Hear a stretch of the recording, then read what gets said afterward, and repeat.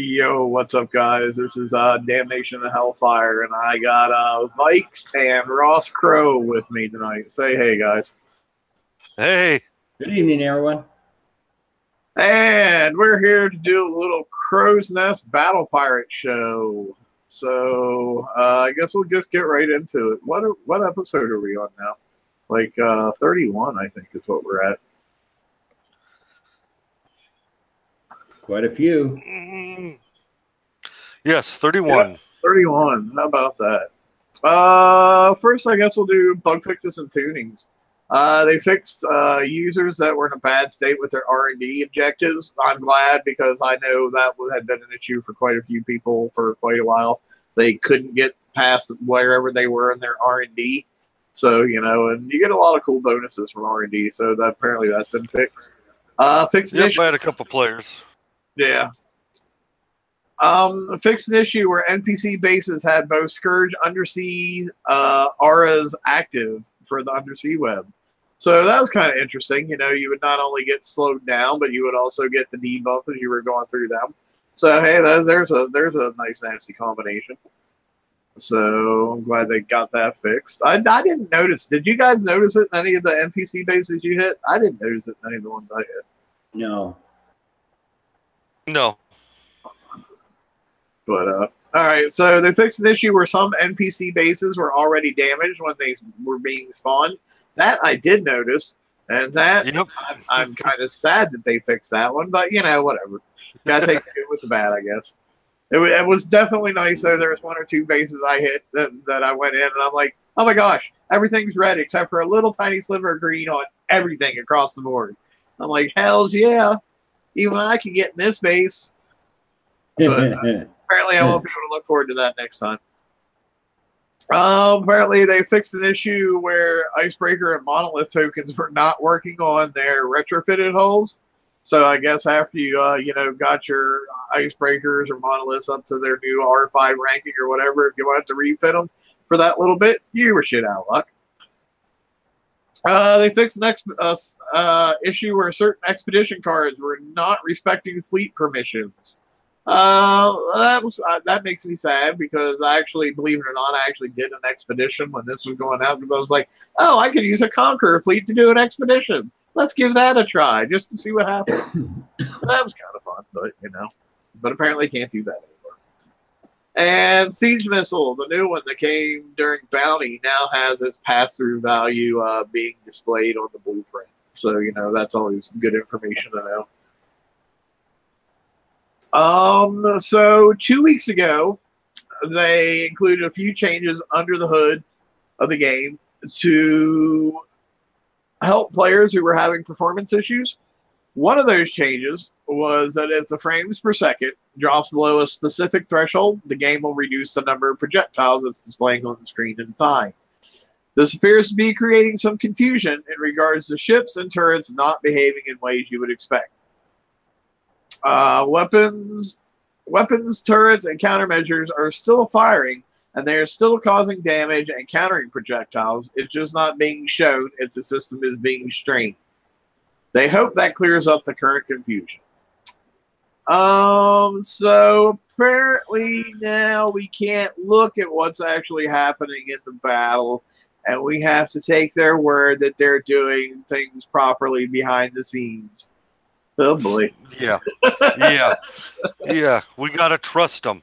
Well, you know, I actually have it already causing issues with other players that I've already heard of, because visually this is occurring, and it might look like they have, let's just say, 5 of the new countermeasures in their base, and it does appear that the countermeasures are not doing anything at all. It actually appears that they're just looking at everything coming in, and it actually looks like everything's landing as well. So it's very, and I just think that whole bit of the entire visual exchange from air to impact is not correct in some cases anymore, and that's concerning, because that's how we kind of That's how we build our our ships to fight the targets. We don't, in all honesty, because you can't always just go by the numbers. We visually see what goes on. Yeah, I'm in total agreement with that, because that's how you know whether things are working the way they're supposed to be, because you actually see them in action. And if you know, hey, I'm supposed to be shooting down this many projectiles from this volley with these ships, and then that's not happening, and you can visually see that, then you know, okay, things are not performing the way they're supposed to be, and therefore we can forward that to Kick's Eye and let them know that a bug is developed. Well, now apparently this is going to be taking out a big chunk of our ability to do that, and when it comes to dealing with weapon projectiles and countermeasures, and that is not a good thing. Right.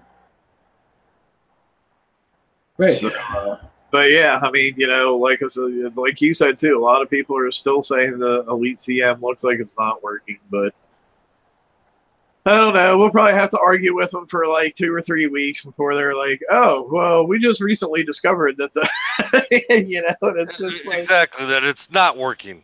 But however, followed by with this statement being made, we are at a loss of now saying, we're even providing our videos showing it's not.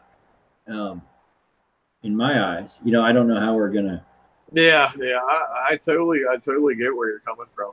I mean, and it's a catch-22. I mean, I'm down for anything that will help reduce lag in the game and whatnot, but I would think they could find other ways than something that's this drastic and this important to the way that we play the game and know how to build our ships and whether crap's working correctly. I would think there would be other ways that they could try to reduce that lag and those performance issues. But I mean, like we'll fight the good fight and see if we can get them to do something. But I can make no promises. Yeah, I don't expect anything to come of it. So we did a little impromptu poll on the page, asking people how they like bounty. And as you can see, overwhelmingly, 85% of the people absolutely love the new bounty system and the way it was set up. We had a tie, 7% each said people who said, it's okay, and 7% also who said they didn't do it. And we had 1% that said they absolutely hated it. So sorry for the 1% guy, but it seems like you're vastly outnumbered.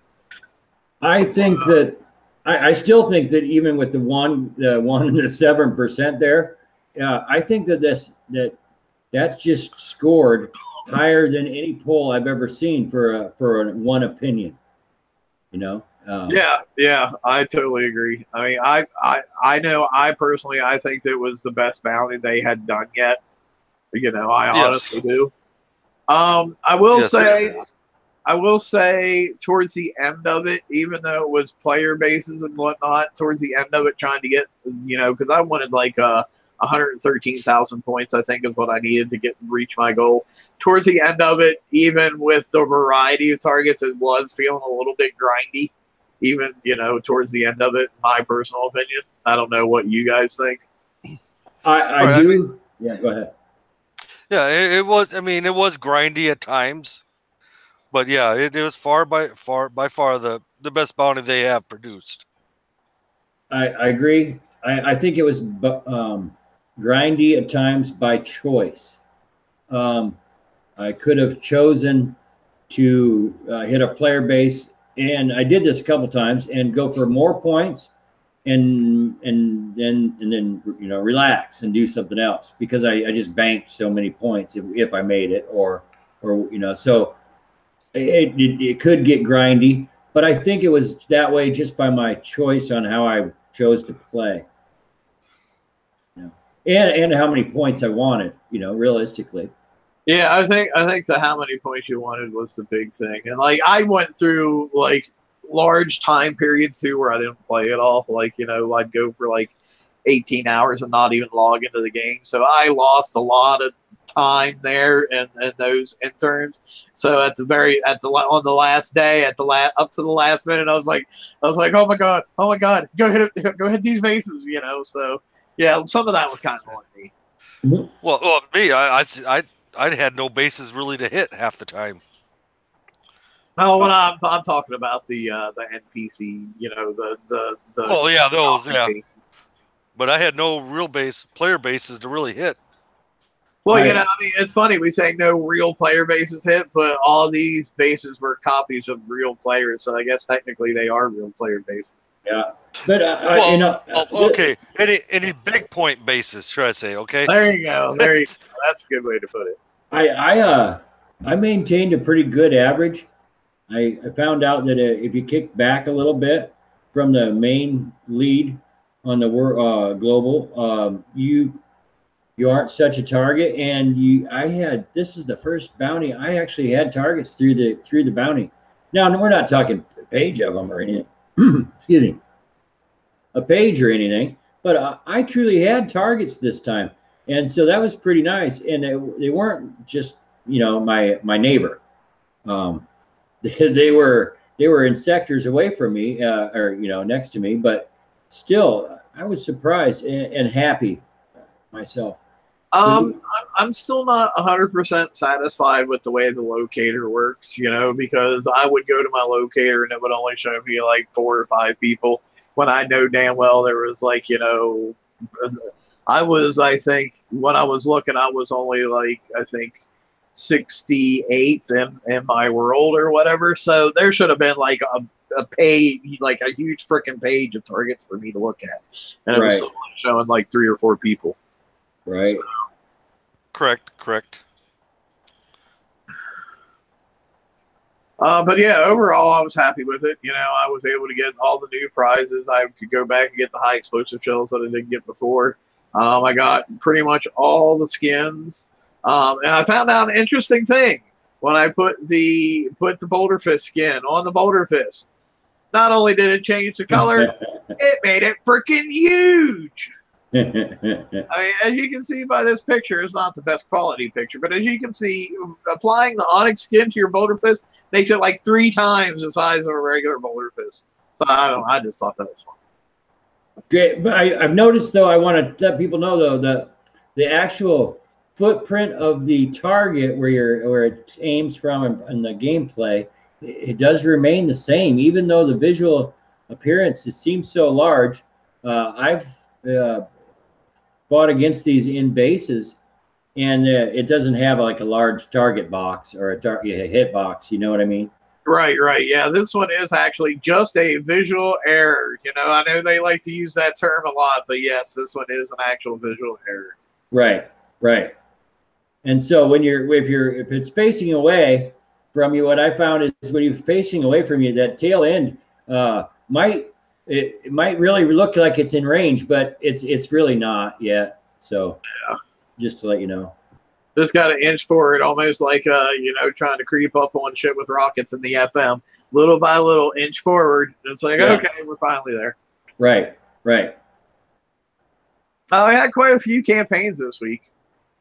I think let's talk about Hunter Games one first. Ross, I think you were going to cover this one. Sure, we can cover the Hunter Games that started again, and for the prize pack 1, you're going to use it's for the Houndstooth depth charge and the Hunter MK1 print itself.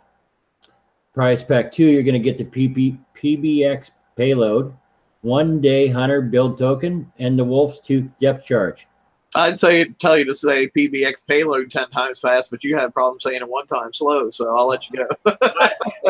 I do this evening, that's for sure. Let's see. We got prize pack 3. We have 1-day Hunter token, and we have the skirmisher chests are back. So you get 1 chest for there. We have prize pack 4. You're going to pick up the charged armor. So the C1 CT, also a chest, and a 2 1-day Hunter tokens. Now for the mastery, you're going to pick up 4 of the charged C1 CTs, a skirmisher chest, 1-day Apex Hunter build token, and you'll get 4 of those. You're going to also pick up 4 of the 5,000 Apex Hunter tokens and the Apex Hunter print itself. So it's the same campaign we've seen, and it's just returned. So if you don't have complete fleets, like I do not myself, I'll be back out and just pick these tokens up, because that's how I've been building my Hunter fleet. Yeah, if I'm not mistaken, this is the campaign that uses Skyfires and/or Phoenixes, correct? Yes. I'm sorry, but yeah.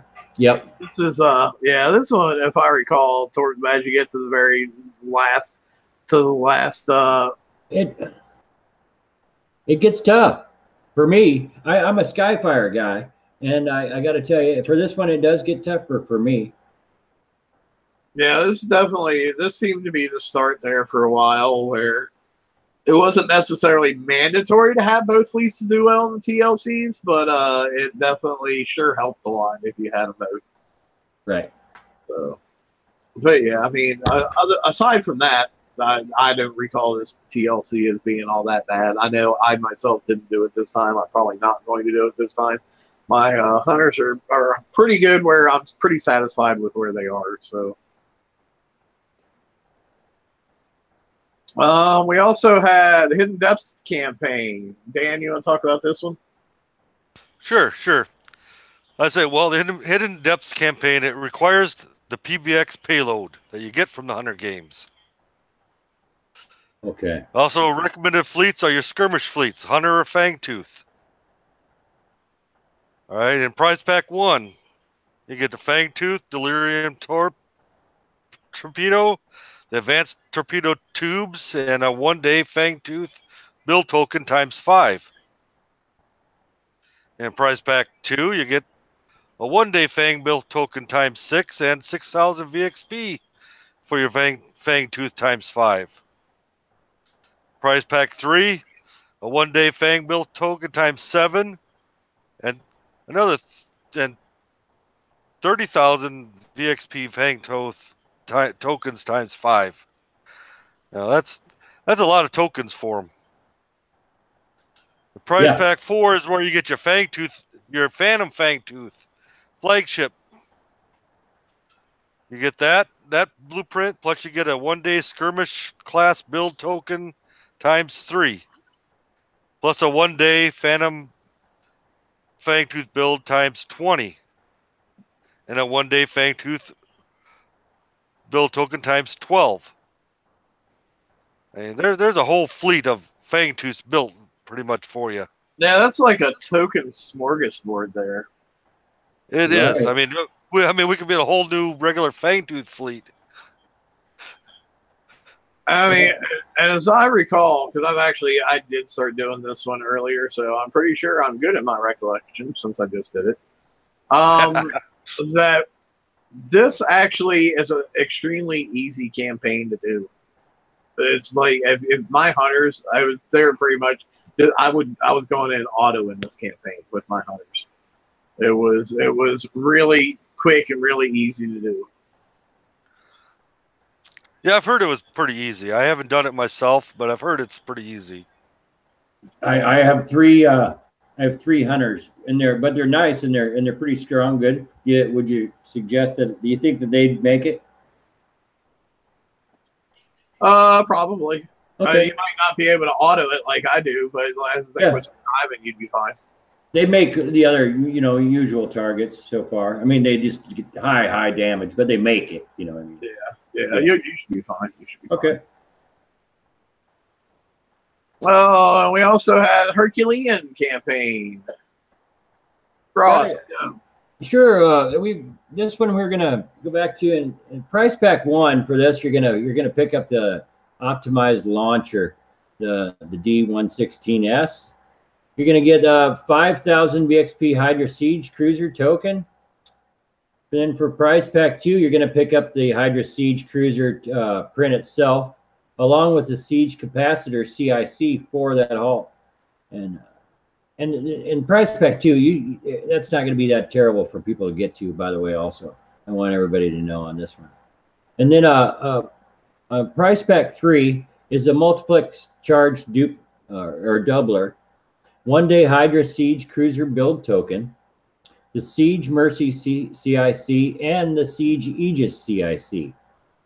So you're going to pick up all all 3 of the CICs just by completing those there. And then for the last in the mastery, you're going to pick up the Charged Zentonite Armor C1R, and you're going to pick up Hydra Siege Cruiser build tokens ×2. Now you can go through this 4 times, so you're going to actually pick up quite a 8 Hydra Siege Cruiser tokens right there, and that's quite a few. And then you're going to pick up another one from the one before. Looking at 9 tokens, that's not bad either for a campaign. Yeah, that definitely puts a good dent in one Hydra Siege cruiser for sure. Like, I know currently the next 2 that I'm building are actually probably just going to be basically empty shells. They're going to have specials and armor, and that's going to be it. So these might actually 9 days worth of tokens would probably be enough to build one of them straight out. Right. And I forgot. They're pretty close anyhow. And skirmish fleets are also recommended for this. So. Yeah. I know Prize Pack 1 and Prize Pack 2. I'm pretty sure you can get away doing both of those prize packs with just hunters. But going anything after that, you're going to have both hunters and fangs. Right. I'll be honest. I'm kind of getting tired of skirmish targets because we had a March to War last week and 5 mastery rounds of that, and I'm driving fang subs all around the whole time. And now we got this one and 4 mastery rounds of this and driving subs around the whole time. And I'm like, oh my gosh, give me something different. Give me something new. Yeah. Yeah. The sub overload. And last but not least, we got the Charge Path campaign. Oh my gosh, Toxic's in chat. What are you doing home from work, Toxic? Sorry. Anyway, Mike, I think you were going to cover this one. Yeah, the Charge Path campaign. Use assault, and you get your charged armor times R times 5, and your siege battery 4. Prize Pack 2, use your skirmish fleets. You get your charged C's times 5, and your iron thruster 4. In Prize Pack 3, it's a siege target. Get your siege class build tokens times 5, and your alloy armor CL3. It's a real easy campaign to do, really. And this one's co-op, correct? No. Yes, this one is co-op. Yes. Right. I want everybody to know, the people that are actually behind that need this product or need these items and need these charge armors like that and are struggling. Reach out and get those guys in your alliance or your friends out there in the gameplay to help you out with these. They're not high damage for them. For a high level player, and they're not a bad target either. And co-op, in all honesty, to me, adds a little fun to it. It can add it can increase your damage in some cases, but in some cases it can add fun and reduce damages. So I suggest to try this out. Yeah, it's great for helping your alliance to get ahead. Right. Great for it. And this is one of those campaigns that I love where yes, it can be co-op, but it doesn't have to be co-op. I like those ones that can be, but don't have to be. You know what I mean? Those are right. And people, what I really enjoy out of this is I know it's confusing for people, and it truly is, because the masses get confused easily in this game, but the switching from the types of from assault to skirmish to siege, I enjoy that, because if I choose to slow repair, I get to. That's a win-win for me, because I can use the different fleets and I can slow them repair over time, or the damage isn't so high where it was painful also, so I enjoyed that. Right. You know what I enjoy about this campaign? What's that? 5 one-day siege build tokens. That's what I enjoy about this campaign. Yeah, that's a good one. I don't have it marked off yet, but I've helped numerous people so far do it themselves because it's such a good campaign. They really nail it out of the park on some of them, and then some of them not so much. But well, and the great thing about those silo tokens too is like you can use them for your bucks, you can use them for your Hydra siege cruisers, even if you're building older stuff for whatever reason. Like, you didn't find somebody who could hand you the bucks last month or whatever during that campaign we had. You could use them for anything that's siege class, and that's what makes them so awesome. I wish all tokens we got were like that, to be honest. Yes, that is correct. They need to have this type of campaign for everything. Well, as long as they keep rotating it, and they so far since the start of this, they have, and so I'm okay with this. I'm a thumbs up. Right. Yeah. Yeah. This is awesome. I love this type of campaign for everybody. And guess what, guys? That campaign is not the only place you can get charged armors. They've also put them in the FM and Prize Pool 3. You can get the concussive one for a limit of 5 of them for only 20,000 FM points, which actually, that's a pretty good price for charged armor. You can get the corrosive one for same price, 20,000. That's also in Prize Pool 3. And Prize Pool 4, you can get the missile one with 5 redeems for 60,000. And you can get the X one, the explosive one, for 5 redeems for 60,000 points apiece. Well, so are they trying to tell us something? I think they're trying to tell us, here's charged armor. All you people who bitched and complained and moaned and cried that you couldn't get it, here you go. I think that's what they're trying to tell us. Could just be. That could be too. That could be too.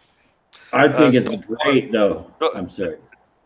Now here's a question, and I don't know, because with the way everything was so screwed up this week with the FM, which we'll talk about later, I didn't get a chance to try it out.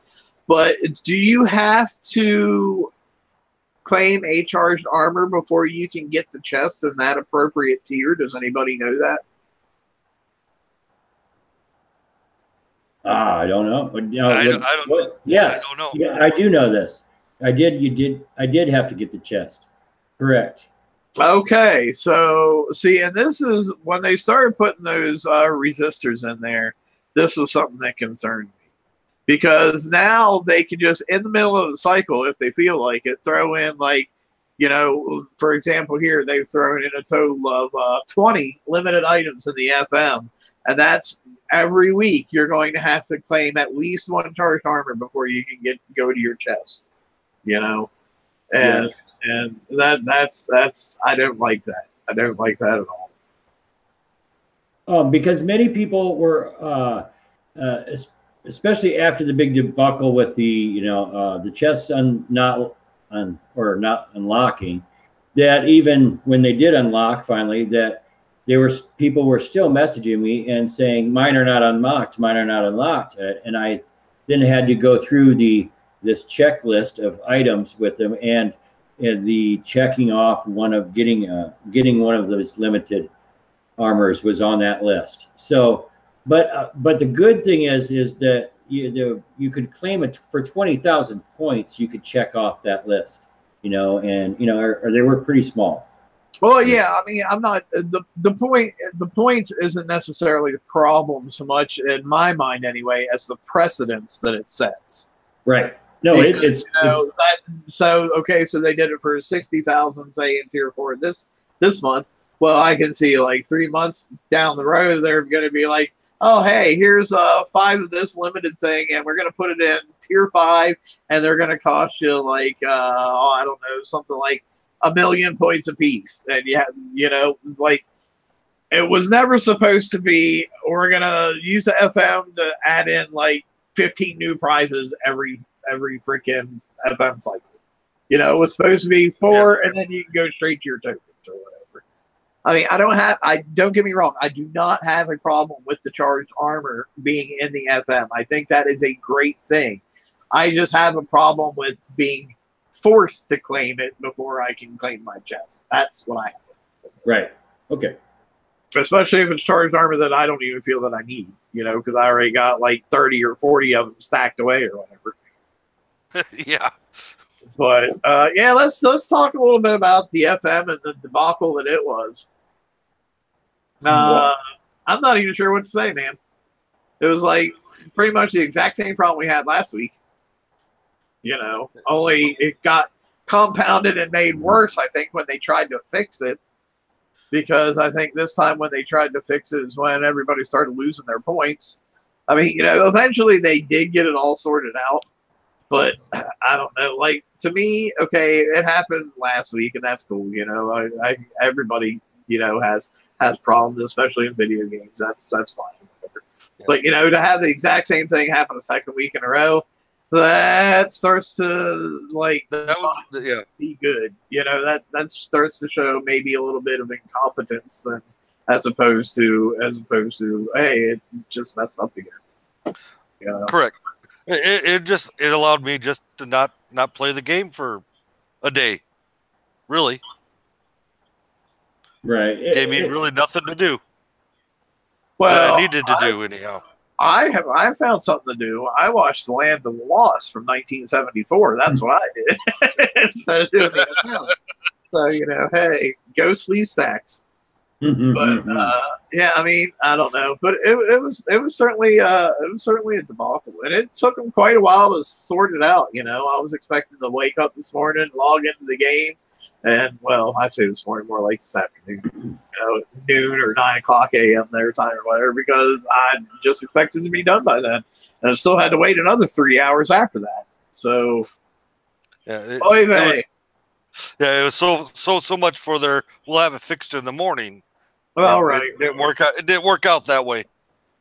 Well, I guess for them it would have been noon. So if they had it fixed at 11:59, they would have came in right under the wire for that. So I guess we could say that maybe they did have it fixed.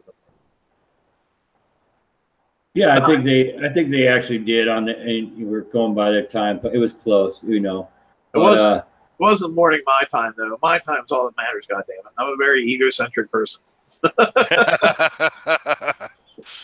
I just look at it. I just didn't do the weekly myself. I didn't get involved in the concern of checking in every hour if it was on or not. I mean, I did proceed in the gameplay. I don't get me wrong. I really did. I didn't just log off myself. I did other things, but I filled up on the resources that I needed, things like that.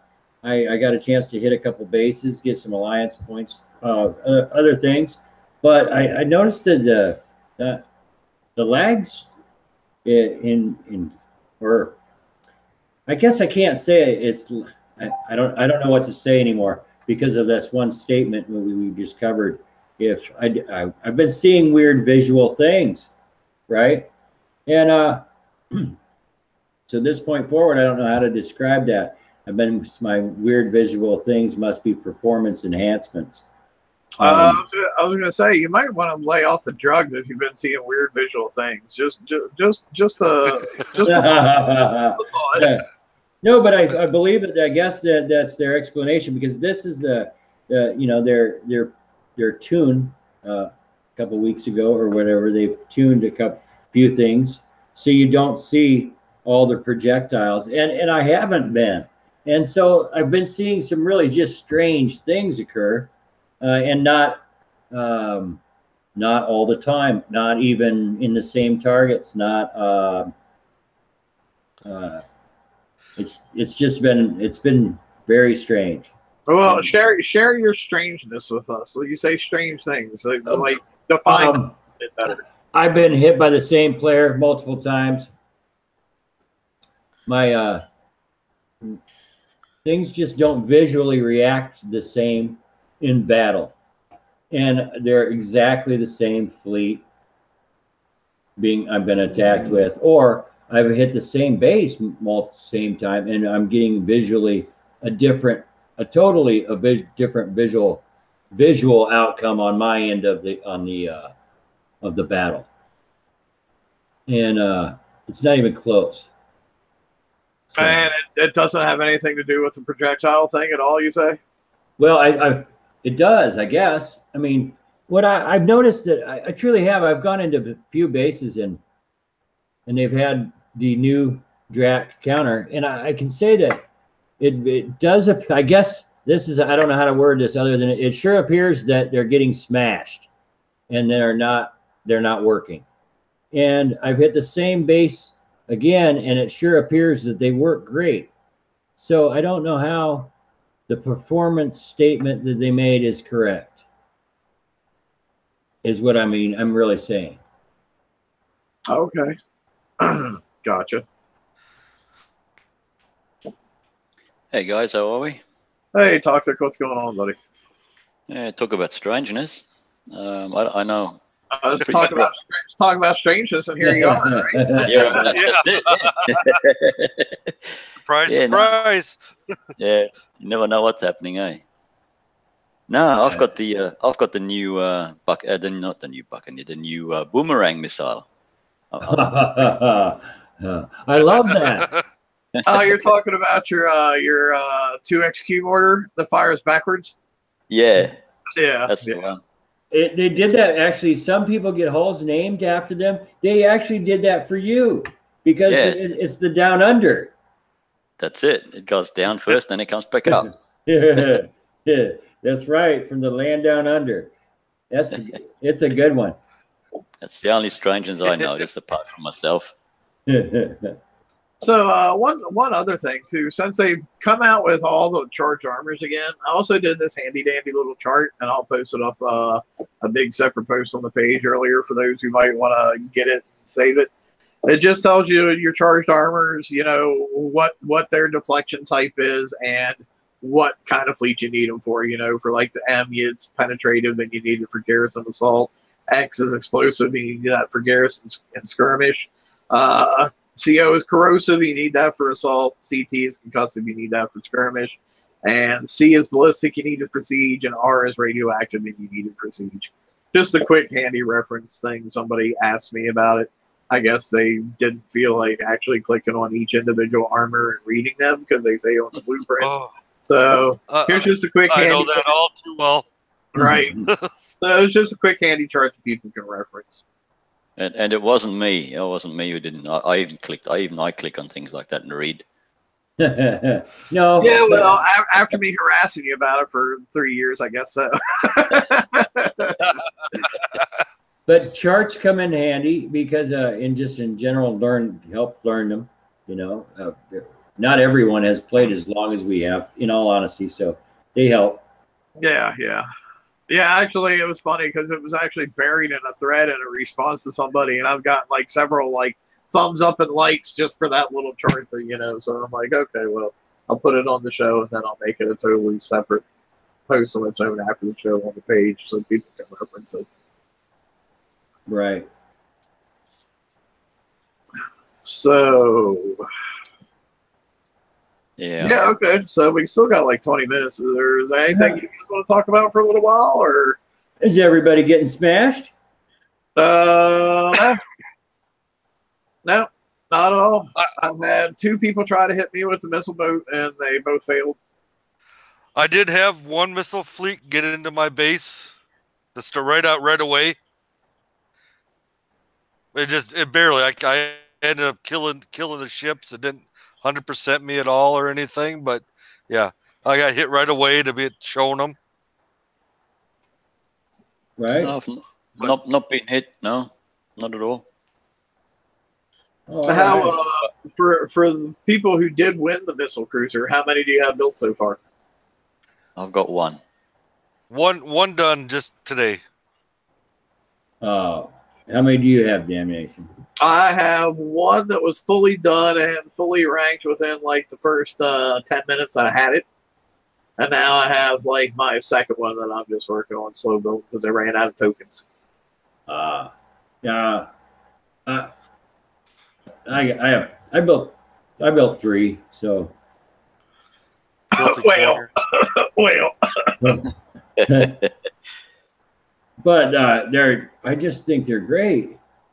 They're they're fun. So, you know. So, I mean, have you been having good success with them? I have, and fails, and because they make you try new things, and so it's kind of, you know.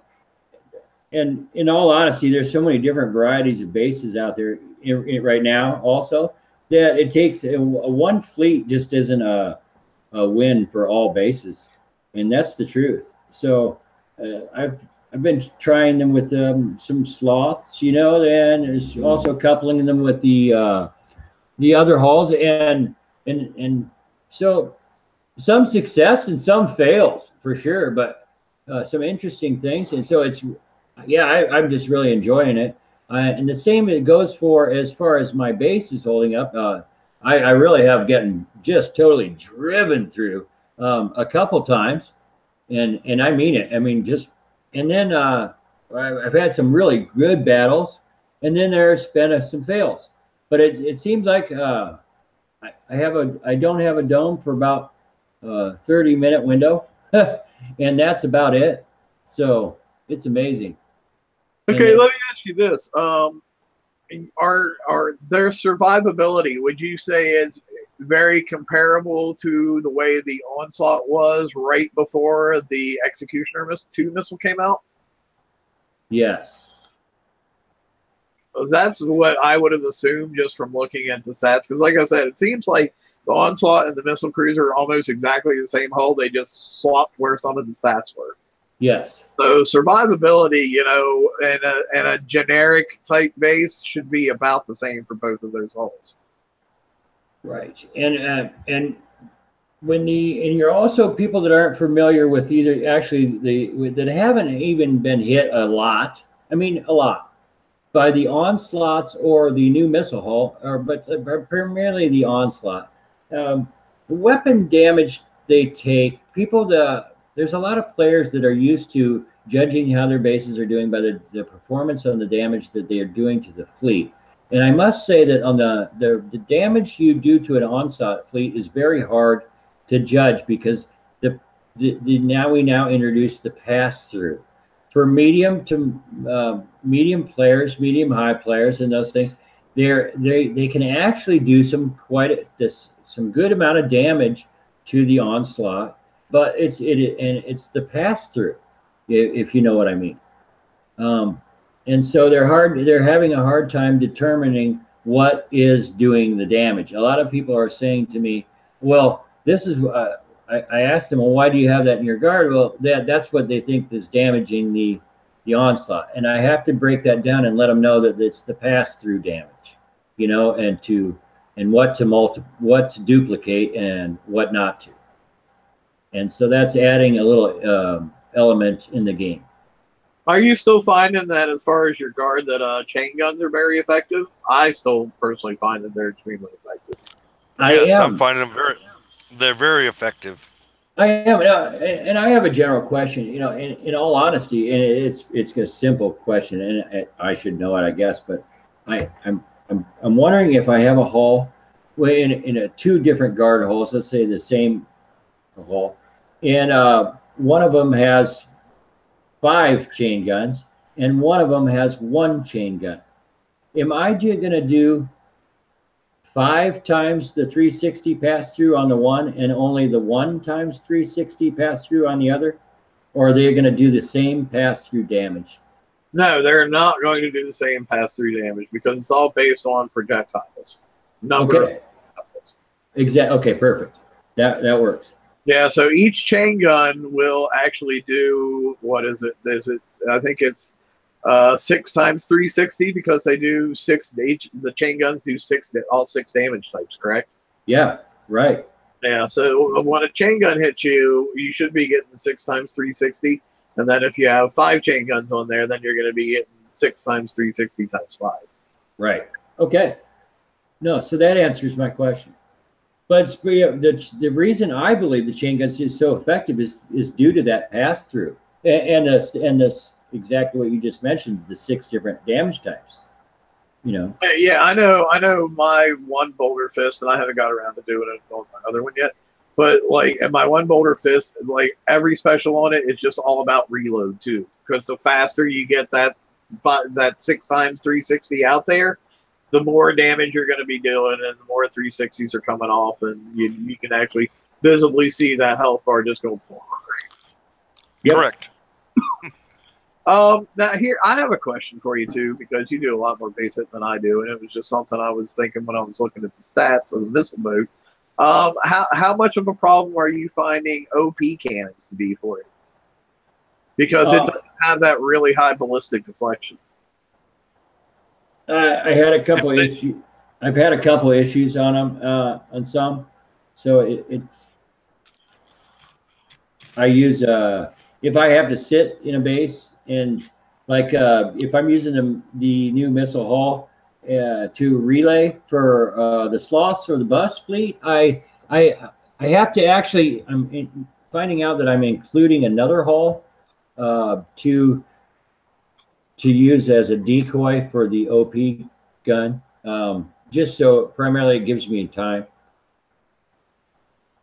Gotcha. Now, 2M Insurance in chat is asking if it's better not to use the new armor on the bolter fist. I think my personal opinion, I would say I would not put it on my bolter fist. Dan, what do you think? It seems like the new armors are working inside your base as guards, but going into a base, no. For splash damage, I haven't done it myself. No Favos is in chat, and I think he's done it. And I have not. I don't have the boulder in my base, so I don't know. Well, I would think for splash damage, though, you would be better off just using war plating. I would think so. Yeah, I would think. I've noticed that some people's in their base just really stand. Really, I mean, there's a huge. Some people are really getting something right, and some are not getting it right. That in other words, and it's for and for the splash. So I don't know because I don't have the hull. Here's something. Since we're talking about guard fleets a little bit. Oh my god, what did you guys think about those those Vanquisher boats that you would run across in some of the bounty bases? Oh my gosh, dude! Oh, like, they're tougher than shit. I'm like ready to take my old Vanquisher and put some of those new armors on that thing. And I think what really makes that able to hold up is the fact that it came with like 500,000 stock armor points, so it has some beef behind it to hold up for those 360 pass-throughs. But my question there is: do you need all 5 of them to be Vanquishers, or is there will they work just as good if you got a mix of guard ships in the base? That was my question. I mean, I don't want to put 5 Vanquishers in because I think I've got a half decent combination of fleets in my hulls in my base. But if I added one of them to it, will it stand up just as good as 5 would?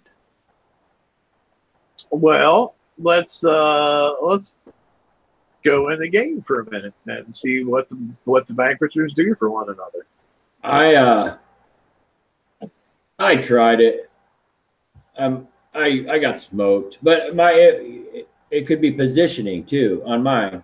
I built one because I just saw how they worked, and I thought, well, I have this hull laying around, I'm going to do it, and I did do it, and I was expecting greatness, and I just got smoked.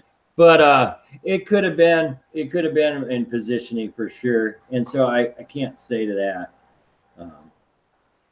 But well, and let's be honest too. Like at your level of play, the people that you're getting hit by are going to be able to work their way through these things much easier than people at the lower to mid level of PvP. You know what I mean?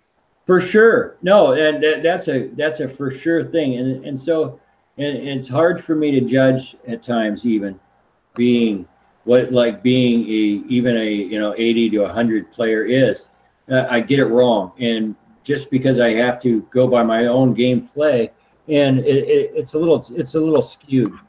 So and it could have been. I'm just throwing it out there, but it was probably Rocket or Rooster who smoked it, you know, from STS7. So for sure, you know, it's a top end player. So yeah, just looking over those Vanquishers, it seems like most of their buffs and debuffs that they give affect reload. So I would think that 1 should work almost as well as what 5 would, in my personal opinion.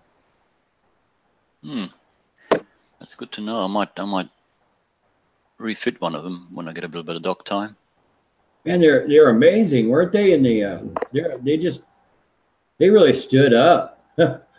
Yeah, I don't know what weapons yours had on, but the one I got smoked by, they all had throwers on it. Okay. And I got one shockwave after another, was just bang, bang, bang, bang, bang, and I think that's what killed the fleet that quick, was it was just one shockwave after another. And I thought, oh yeah, Vanquishers, yeah, run through them, but yeah, they ran through me.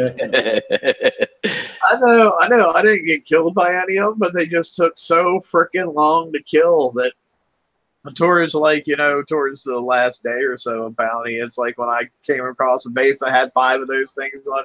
I was just like, nah, pass. I'll go into something I can do in a much more time-efficient manner. Yeah, you know, also I noticed that the Elvis stood up a lot better than what my Twit did. So for people who don't speak toxic, the Twit that's is the King's. Yeah. The King's, yeah. Now, see, I had almost the, well, I don't know. Mine both stood up kind of equally as well. So.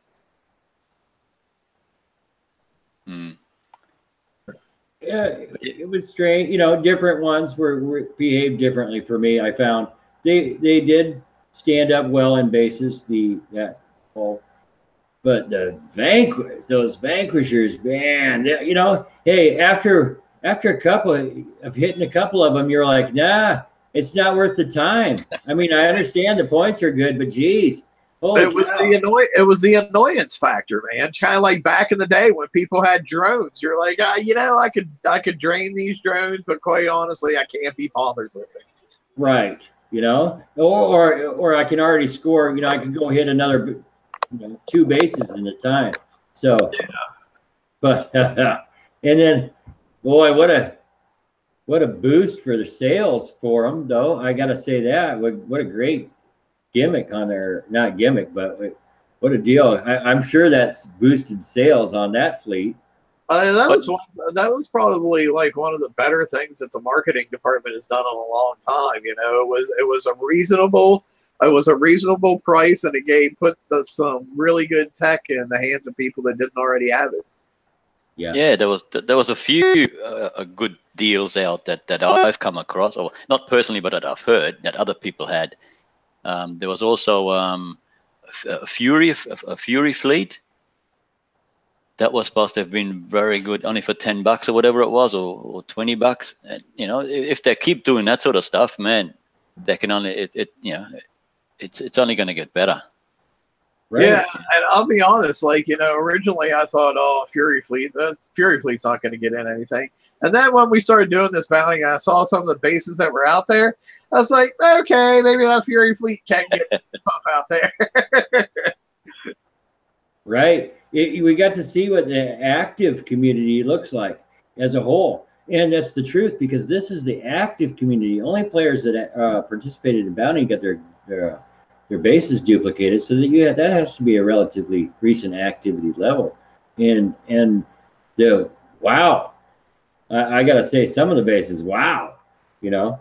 And for sure they didn't edit, you know, and that was the cool thing that I kind of found. I was getting the FU kicks bases and the SOS bases and the giant male genitalia bases. Yeah, they were all in there. But I liked that fact, because that made me know that, guess what? You know, that Kixeye wasn't the one that made this King's Writ charge me when this gate dropped. You know, I was like, ha ha, you know, that guy, they got me on that one or something. You know what I mean? Or this easy walk through base. Yeah, I didn't know that this King Writ was going to charge my sloth. You know what I mean? I have found enjoyment on the exact duplication. So. Did anybody find their base by the end of Valley? No. Me either. I didn't hit too many at my level.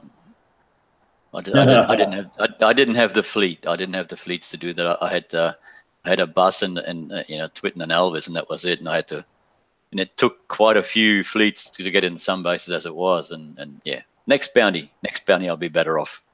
I'll have a better fleet. Can't wait for next bounty. I never thought I'd say that, but there you go. Yeah.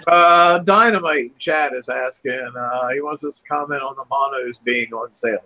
Does that imply when built right they will work in the new targets? If you're talking about the 117s, my honest answer would be no. I don't think monos will work in the 117s. But however, that is the only target that is, from my understanding, that 117 is the only change we will be seeing in the FM currently. It's like they're not going to have a whole new set of targets. It's almost like it's going to be a rotating thing. Like when in 3 months they'll come out with another new target that will be the new top tier target, and everything else will just go down a tier. Is what it's seeming to me like it's supposed to be like. I haven't gotten any solid confirmation on that, but that is my assumption, the way it's looking at this time. Well, I'd really like that. I don't know how you guys are doing it. I've been trying to, follow the path of this new hull, and I sure love the graphics. I love their but I'm not finding any what I call successfully completed 117s. Or have you guys been seeing things that I'm not? Because what I'm seeing is the targets that can be completed, yes. However, the 7 hours damage in that type of range, it's a lot. Well, I've got one dragon finished, and I thought I'd give it a try. It's got no armor on it. It's only got 6 weapons. It's got 2 antis on it. And I took it. I thought I'll try it. I won't put it in a 15. I'll put it in an 11. So I put it in there, and I just carelessly drove around it and then into the middle. And I took an hour and 32 minutes damage. That was with just one. So, and no armor. I've got no armor at all on it. Well, that's okay. To me, that's okay. Yeah. I got once it's repaired, I'll try a 15. I can do them, damage free with the Zelos and the 2 monos, but just recklessly driving through it, it kills stuff really quick. Those rockets, really quick. I mean, couple of volleys and the corner towers are gone. And you can outrange some of the stuff because it's got that big range. I've tested that out as well. But mainly I just drove straight through it, and it wasn't too hard at all. And that was an 11. Whatever points that gave me, I don't know. Right. I know I have one Inferno Dragon built, and I've swapped over one of my Zeloses to just a countermeasure Zelos. And I've been using those 2 boats in combination just to do 117s, or not 117s, but 115s at the moment. And I'm getting like 25 minutes, I think, per 117, and almost all of that is on the Zelos. Okay. See, I'm able to still do the 117s with the Zelos combo for instant repair, so I'm not. You mean the 115s, right? I'm sorry. I apologize. Yeah, the 115. The 117, no. Yeah, I only have one Inferno Dragon built at this point, so I did one day go in and try 117 with my Zelos and my Inferno Dragon, and I almost got the whole thing killed, but it killed me right as I was finishing up the middle of it. So, and I was kind of happy that I was able to do that with just one dragon and one countermeasure Zelos. I mean, my current plan, and I don't know how well it's going to work, but I'm sure going to try it, is I'm going to try to run 3 dragons with 2 countermeasure Zeloses and try 117s that way and see how that works. I mean, Worst thing that happens is my Z loses sink. You know, I mean, that's the worst thing that happens. Have you been doing the 117s at all, Dan? No, Dan. I did hear a beeping a little bit ago, so we might have lost Dan's mic or something. Oh, maybe so. But I haven't heard him. I've probably been rambling and haven't heard him talk for a little bit. That's pretty good. But you hear me now? No, you can't. There, yeah. There you go, Dan. Yeah. I could do two. I could do 2.5 with my fleet of 4. Nice. And that's, you know, and I'm still not satisfied with them the way they are. I'm still tweaking. And that fleet is armored. Get better. Yes. Yeah. Okay. So, what else specials did you throw on it? Mainly your defensive specials. What defensive specials did you put on it? I think I got 2 of each on it. Well, what do you mean 2 of each? 2 explosive and 2 missile. Okay, so you just didn't put an armored thing in the 5th armor slot? Or are you talking about countermeasures? Well, I got 3 different countermeasures on mine. I got a Hail 3, a Sprint, and a Phalanx 3. Okay, and then for your 5 armor slots? I have to take a look here real quick. We got a little bit of time. I'm sure people out there are interested in knowing what everybody's doing with their dragons.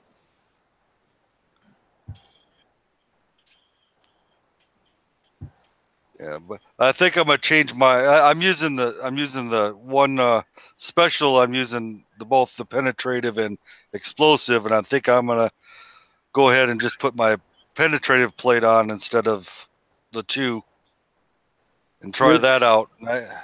So, are you finding it to be more penetrative damage or more explosive damage in there? You know, it's hard to tell. It really is hard to tell in there. Don't worry. That's just performance. I mean, because I know there's a ton of mortars that are flying super fast in there. Yeah, the mortars are like incredibly fast in that thing. So I'm really getting it's confusing me exactly what's causing the damage. And so in my theory was what I have done in that being said is I put the reactive armor 3 special so I could boost up the penetrative defense, and then I went 3 deep on the I stacked the explosive charged armor 3, and my hopes are that I'm just actually going to visually, and I know this we're going to run into trouble, but I'm going to zoom in my screen and I'm going to visually try to watch those charge meters and see where I need to adjust, because I'm running with the reactive armor 3 and the 3 charged plates. I'm running 97% penetrative defense and 88% explosive defense. So yeah. Those are where you can swap out the numbers, give or take, right, either way. But that's your range. I guess I know what I'm finding causing the most damage in there is that it's the executioner missile itself. Yeah. It's not the missiles from there. It's the executioner missile is causing the most damage in there. And it can't be shot down. And it can't be shot down. Right. And see, that's what made me tend to want to go more missile defense heavy as far as, right, using the RA special, is because I'm like, okay, this is guaranteed damage. I know I'm taking no matter what. That I can't shoot it down. It's going to hit me. And so, Mortars, I can potentially shoot some of them down, maybe outrun some of them. Although those things come so damn quick, it's going to be tough. But you know, I can mitigate that somewhat. But the right. damage Visually, you can't tell. Right. Yeah, that's why I'm going to change. That's why I'm going to do some changes there. And I got 3 X's on mine is what I got, and 2 M's. Yeah, but it sure be nice if I could, you know, see what my countermeasures were all doing and what their projectiles were all doing to really know what was going on in that battle. But we can't see that anymore, so I just kind of got to guess. And, you know, you said it's funny you talk about look at your charges on your charged armor. It's like, well, yeah, maybe if I zoom in as far as I can on my screen and get my magnifying glass out on top of that. Okay, you know, so You can see what. I really wish they would make those bars bigger for the charges on the charged armor. Yes, they knew which one was going down. Yeah, but yeah, that today when I hit, I was trying to watch a little bit more on what was giving me the damage, and that's what I was finding. The executioners they hurt. They're like our new missile. They hurt. Toxic. I think you were trying to get something in there. No, I was just gonna, you know, like I said, I haven't done the 17s yet, but that's my build so far, and that took an hour and a half. No, you know, no armor damage. That's what I got. That was in the 111, right? That was in the 11s, yes. Gotcha. And that was driving recklessly. I wasn't, you know, trying to evade much. I just drove around. I did the test. You can outrange the hull in there. The what's it called? The Draconian Cruiser. Yeah. Yeah, you can outrange it, and you can outrange some of the turrets. There's still the long range. The long range. What do you call them? That you can't outrange. The one in the middle. Oh, the one that spits the rocket turret. Oh, the cold snap. The cold snap. That's the one. Yeah, you still can't outrange it. So I just drove straight through it, and it's got 2 sprints on it, so I may have shot some of it down. I haven't tried taking any Z-losses in yet, because mine are ballistic Z-losses. They only just got a few countermeasures on it, but I'm thinking of changing it and running these through a 15 and see how that goes, and I might report back on that on Saturday. See how that went. Cool.